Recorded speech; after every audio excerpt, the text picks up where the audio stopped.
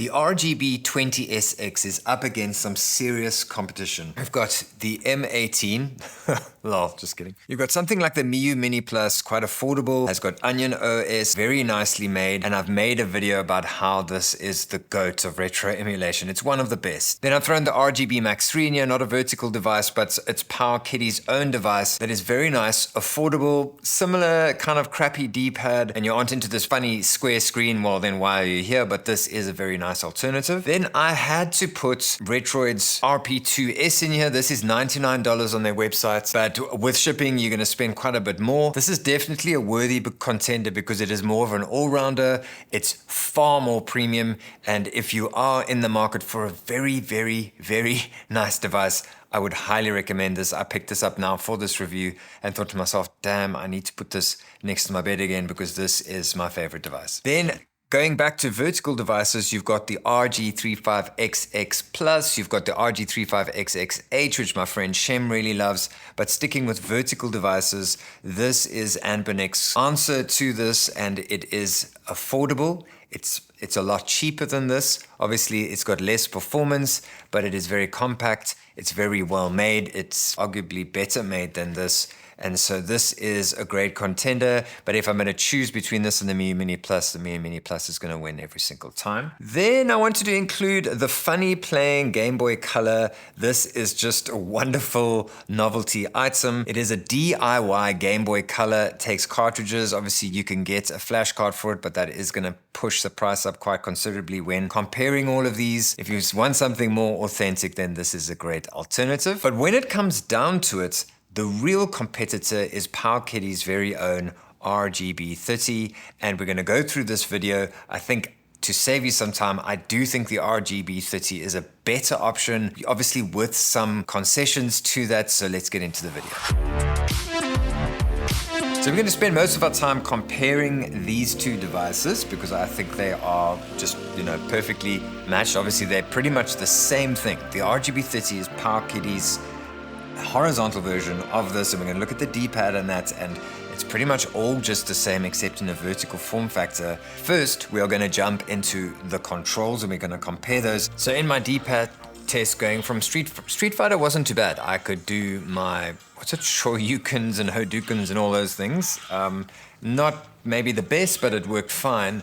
And then Darkwing Duck, usually if the D-pad's very bad, he will jump up and down, and he didn't do it there. So that is fine. But where it becomes an issue, I specifically noticed it in New Super Mario in Nintendo DS, where moving forward, especially when I'm in that turtle mode, moving forward, if I rock the D-pad up or down a little bit, he kneels down and stops in his track. That is a little bit annoying when you're playing New Super Mario.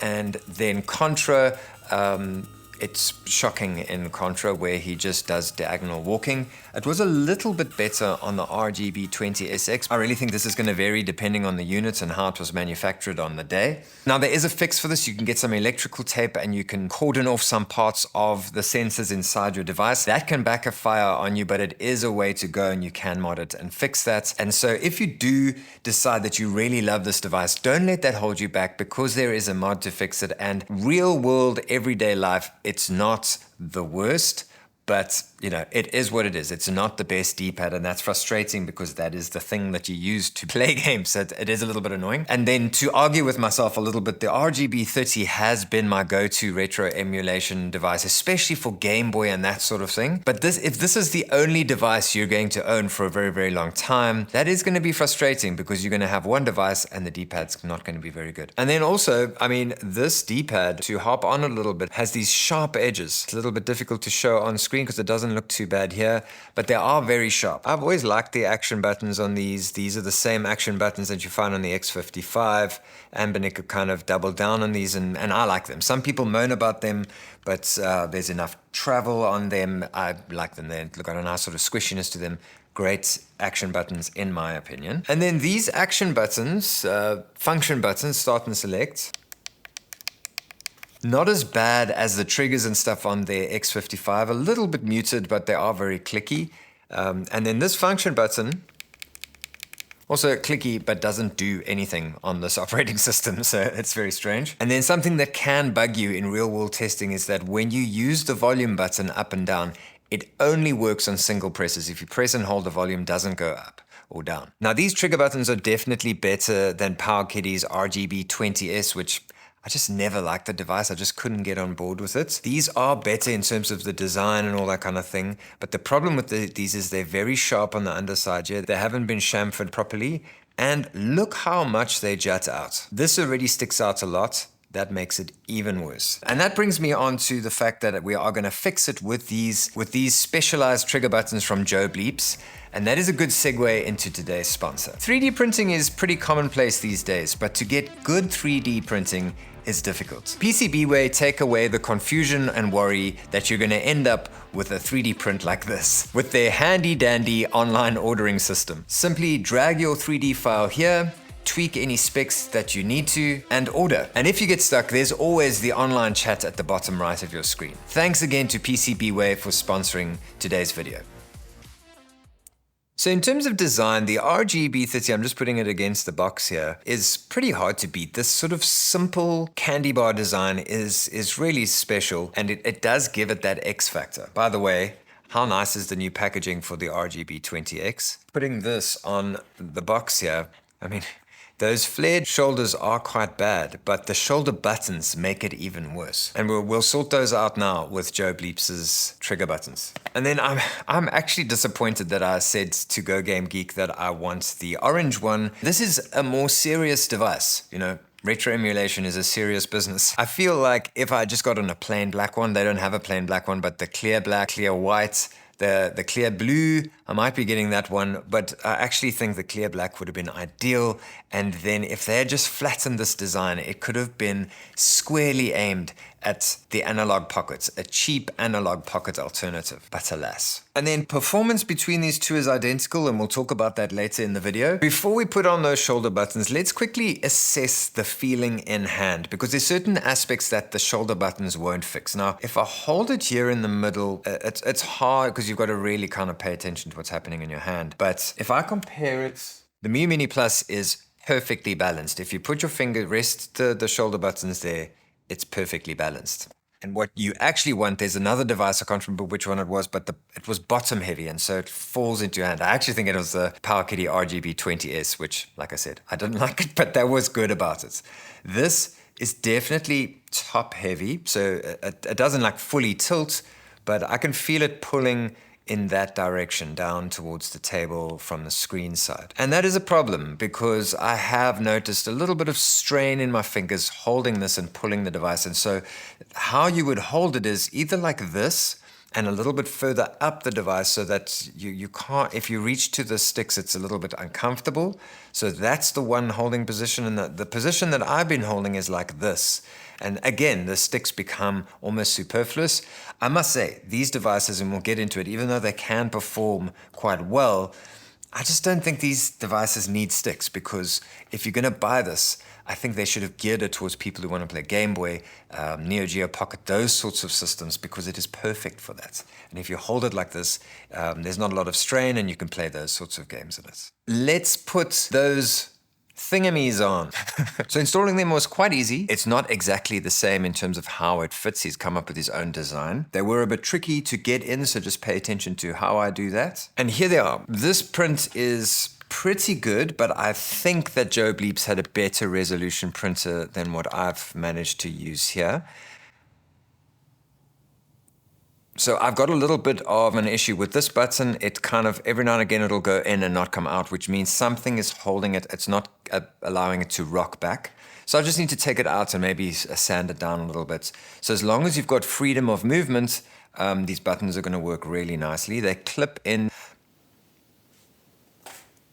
I would say, though, that these, in terms of functionality, if you're happy with the functionality and you get this and you're like, I don't know what Aiden's talking about, these buttons are delightful, then just leave them in, because these definitely do not work as well as these in terms of responsiveness and the general feeling of them. You know, they're very comfy and nicely designed. However, in terms of design and the overall feeling of the device, I think these trigger buttons by Joe Bleeps rescue the device. Like, it goes from being a device that I didn't think I would pick up at all. I do have the transparent blue one on the way, which is, I think, the one that I would use personally. And now I'm talking about using it personally, which I wouldn't have before. Very critical point. So I think Joe Bleeps has saved the day. So if you can find a high resolution resin printer, you'll be able to get these buttons working very, very well. I'm making a big deal in this video. I like to kind of keep these videos moving, but I'm making a big deal because I think that this, in terms of design, aesthetic, feeling in the hand, the whole thing, it saves the day. Obviously, you are now going to have to reach, like, the thing is, because it's flush, you can now just, with a subtle movement of your finger, press the buttons. So even with that, I was going to say, like, ergonomically, they're not as ideal, but they're, and with this device, I would only use this device for Game Boy, Pico 8, and maybe NES, and none of those need triggers.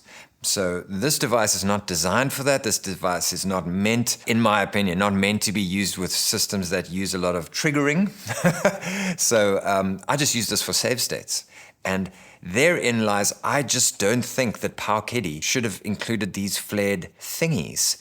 I think they should have just made it flat. I think these buttons could have even been just recessed flat buttons over here.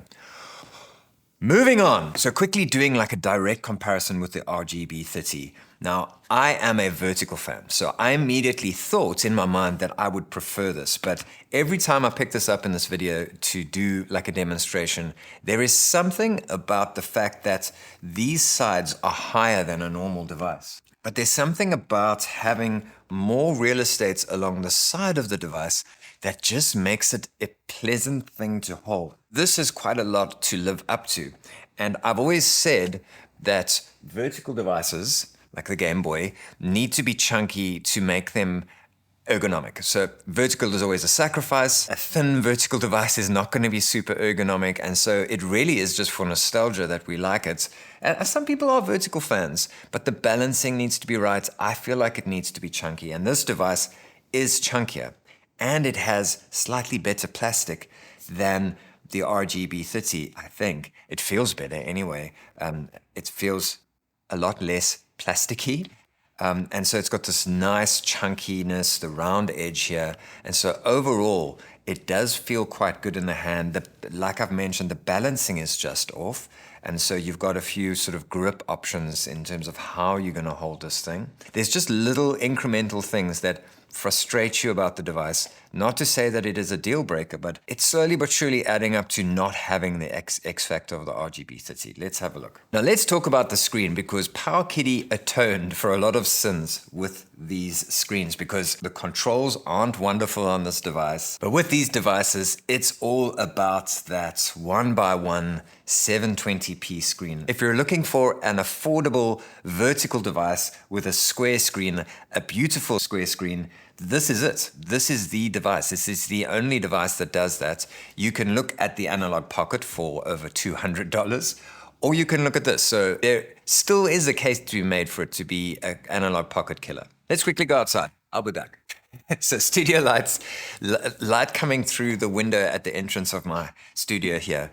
And I had direct sunlight on the screen, and it's fully playable. These white icons. So maybe if you've got a very dark game like Batman Returns or something, then you're going to run into trouble. But this is playable outdoors. Let's quickly switch the lights off. That is still quite bright. That is too bright for like nighttime bedroom play. That is one of the brightest screens I've seen in the dark room for quite some time. So yeah, definitely not a nighttime play. Maybe Rocknicks have fixed it. That's something we can look at later. So I don't know what more I can say, because I really want to labor the point of the screen, because this is the reason to buy these two devices. And when I say it makes up for a multitude of sins, it really does. The shoulder buttons aren't fantastic. The D-pad is pretty much subpar. You're going to have an argument for, but I can buy a cheaper device that can play older systems. You're not buying this for the chipset. You're buying this for the screen. The fact that it has extra headroom to play other systems is great, but it's not for that. In my opinion, I think you buy this device to play Game Boy and NES and those kind of things on this exceptional screen. What I would recommend, this will sort out some of the systems, not all of them for whatever reason. Press start, go into your menu, go to game settings and go to game aspect ratio and say core provided. I think this will be set to 1:1, which is, so all your systems are going to be stretched to the square screen. Then if you find the system hasn't stubbornly done that, then what you would do is go into your Super Famicom or whatever you want to do, press select, go into advanced system options, and set the aspect. You see here it's set to 1:1, and now we're going to say core provided. If that doesn't work, you can go into RetroArch and do it there. All right, so I didn't like the way that they set Game Boy up. So in quick menu, I just switched the shader to off. So I said off there. And then I went into settings and I set my own video filter. Game Boy 3X _ greenscale dot filt. Then what you need to do is just go into a quick menu and save, override, save content directory override. So save it like that, and then just go back to configuration file and say save new configuration. But honestly, that's the only system that I needed to tweak. You know, in the olden days, I used to have a whole section in my video dedicated to setting it up because I love having my filters and everything looking perfect. And because the screen's so good, there's very little for you to do. Except, you know, I like Game Boy to look all messy like this. You might not like this. And then all you really need to do is play with those video filters or maybe play with a few shaders and see what you like. I like it all screwed up like this. Audio. People know that I am a bit of a mental case when it comes to front-facing speakers. Powkiddy have been in the habit of doing front-facing speakers, as you can see. Now, there's not a lot of distortion there. The distortion that is there actually exists in the game. I think it sounds pretty damn good to me. The speaker's probably terrible, but because it's front-facing speakers, it works really well. This device can play PS1, Dreamcast, it plays N64, and even some PSP games. You will also get some great Nintendo DS gameplay, but you'll need to focus on games that don't rely on the touchscreen, maybe not two-screen. I did manage to play some two-screen with Sonic Colors. However, I think I've mentioned in this video that this really is a square to near squared, older device, older system device. Game Boy looks incredible if you put it to the full screen. Game Gear, you know, they've put it 1:1 and it looks fantastic. I don't think Game Gear has ever looked this good. Neo Geo Pocket, again, a system that was sold in Asia and is definitely something to get into. Some beautiful titles there. I'm no Shem from Retro Breeze, kind of discovered all of that because of the RGB30, and you can discover it here on the RGB20SX. Game Boy Color, same story. They've put a lovely filter on. Famicom or NES looks great. Obviously, I had to try some Darkwing Duck there. And then Pico 8. Now, Pico 8, a quick little setup while we're at it,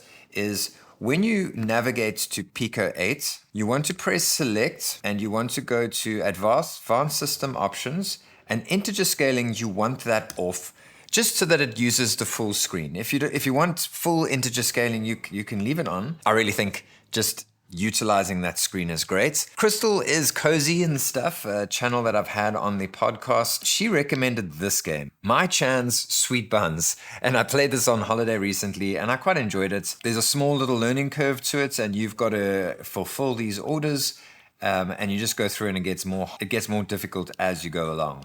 Space Ranger is also a new one that I've discovered and I really like it. I just love these shoot 'em up space age ones. I really enjoyed it, and they've done a great color scheme here and that. So I really would like for you to discover Pico 8 if you haven't already. It is fan-bloody-tastic on this device. And the soundtrack is really good. Just listen to it for a second.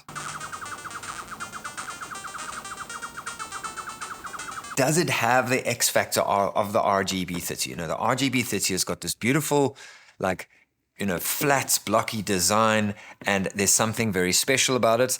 I've got now an enjoyment that I get out of just putting it in my hoodie pocket like this. There is something very special about this. Does the vertical form factor have enough nostalgia, Game Boy nostalgia? You know, you've got the real Game Boy. This has better ergonomics. Why? This has more place to put your fingers. This should have been higher up. Like I said earlier in the video, this bulge shouldn't have been there, and this higher part should have come up to here. then there would have been more place to put your fingers. It just feels a little bit awkward to hold. And Joe Bleeps' triggers, they definitely sort of rescue the device. If you're going to use this like I do for Game Boy and Neo Geo Pockets and all those sorts of things, do the trigger mod because it just simplifies the whole look and feel of the device. It does have this lovely round form factor. It does have the beautiful screen. I do think the RGB30 wins at the end of the day. Will I be using this as my daily driver for retro systems? It's a toss-up. I didn't want to give a verdict for this video, but I don't think so. This to me has that X factor. I'm going to be doing a mod on this soon. It comes out in all sorts of wonderful colors. Maybe if this is a bit of a success, they'll bring more colors out on this. But I do still think if you're in the market and you were wondering, is the RGB20SX better? I just think the RGB30 is a better device. It does have the charging issues, but other than that, there's just something special about the RGB30.